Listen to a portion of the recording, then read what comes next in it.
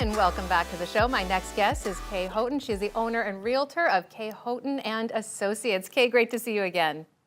Yeah, Jen, thanks for having me back on the show. So, Kay, what is the number one concern that you're hearing right now from prospective buyers?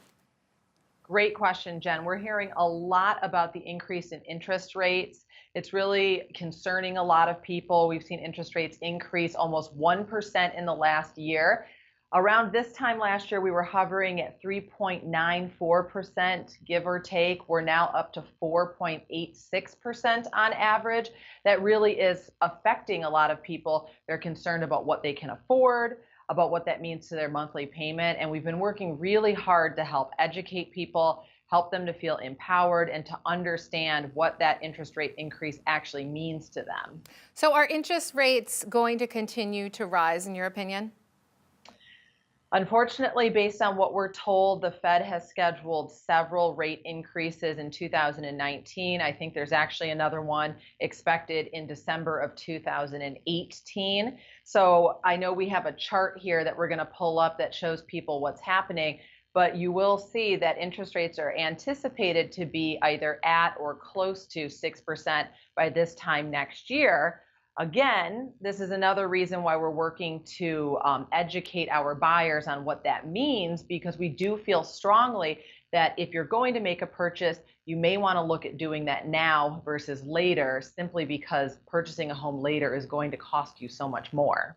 So, give us a little bit of an idea of what that looks like as far as a person's monthly payment if there is a hike in interest rates. How will that affect the regular person if we go from Yeah. 4 or 5% to a 6% and so on? Well, that's a great question, and we love doing this analysis for our clients. We encourage people to call in if there's a property they're interested in, and we can actually do that assessment for them for that specific property. But just as an example, let's take a home that's $400,000. Let's say that a buyer is putting 10% down on that home. At current interest rates, the principal and interest on that home is going to be right around $1,900. I think it's actually 1902 to be exact. Now let's take that exact same home. This isn't considering or taking into consideration any of the appreciation on that home, but that exact same home this month next year, if interest rates are closer to 6%, a $400,000 home with 10% down is going to cost you over $2,200 a month. That means a $200 to $300 a month increase on the exact same home. Now, if you extrapolate that out over a 30-year mortgage, you could literally be talking about spending over $70,000 more for the exact same home. Wow. And you know what? A couple $100s a month, that really matters for a lot of people. Mhm. Yeah, absolutely. It makes a huge difference.